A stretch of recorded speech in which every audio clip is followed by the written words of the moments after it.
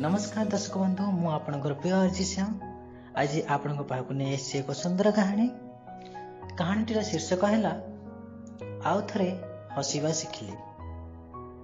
दर्शक बंधु आपण मैंने समस्ते जानते दुनिया रे एमती अनेक लोक अच्छा जो मैंने दुईटी चरित्र को नहीं बंचा बहुत भल पाती। यह कहबार तात्पर्य है एमती बहुत लोक दुनिया रे अच्छा जो मैंने मनरे किसी भाव था आ काम कला बेले को ठीक ता उल्टा करती। एमती अनेक लोक अच्छा जो मैंने आपण को जहाँ कही जहाँ प्रतिश्रुति देते काम कला बेले को ठीक तार उल्टा करेंगे। सेहीपरि व्यक्ति मानक ठारू आमे समस्ते दूरे रहिबा उचित। तो एबे आमे चलंतु कहानी आरंभ करिया। जड़े युवक मनरे एमती अनेक प्रश्न थिला। समाज रे काहेकि एमती लोक माने व्यवहार करती, काहेकि से दुईटी चरित्र को नहीं बंचवा को पसंद करती।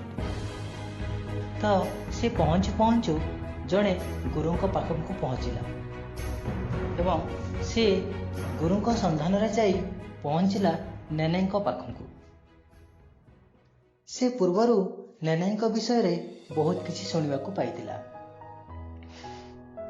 से पहुँचवा बेलू नेने बसी थिले एवं तांको पाखरे थिबा एक टेबुल रे गोटे धर्मशास्त्र थिला एवं से धर्मशास्त्र उपरे रहितिला किछि अश्लील चित्र। यह देखि युवक चमकी पड़िला। से भाविला एभली व्यक्ति को गुरु भाव ग्रहण करने को मोर शुभचिंतक माने उपदेश देउतिले मते। नेने नजर युवकटी उपरे पड़ी सारी। से ताको पचारिले कुआड़े आसिल। युवक कहला जेउथि लागि आसीथिली ताहा विफल होइछि, तेणु अगत्या फेरुछि। तेबे जीवा आगुरु गोटे कथा कहबाकू चाहूछि, यह कौन उचित? युवकटी अश्लील चित्र आड़ को आंगुली देखाई पचारिला। नेने हसिली। तापरे से सबु चित्र को धर्मपंथ भितर पुराई लुचाई दे कहले एबे ठीक है तो तुम भली लोकंक पई बोध हुए एभली करा जिबा उचित। हठात युवकटीर चैतन्य उदय हैला।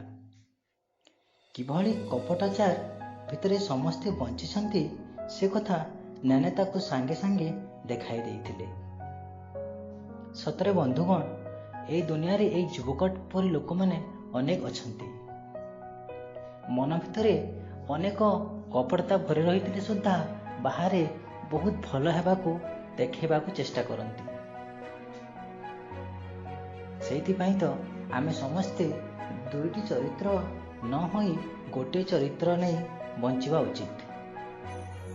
युवकटी मने मने भाविला मु आउ थे हसवा शिखिली, मु आउ थे नुआ जीवन पाइली, मु आउ थे नुआ करी बंचिबा शिखिली।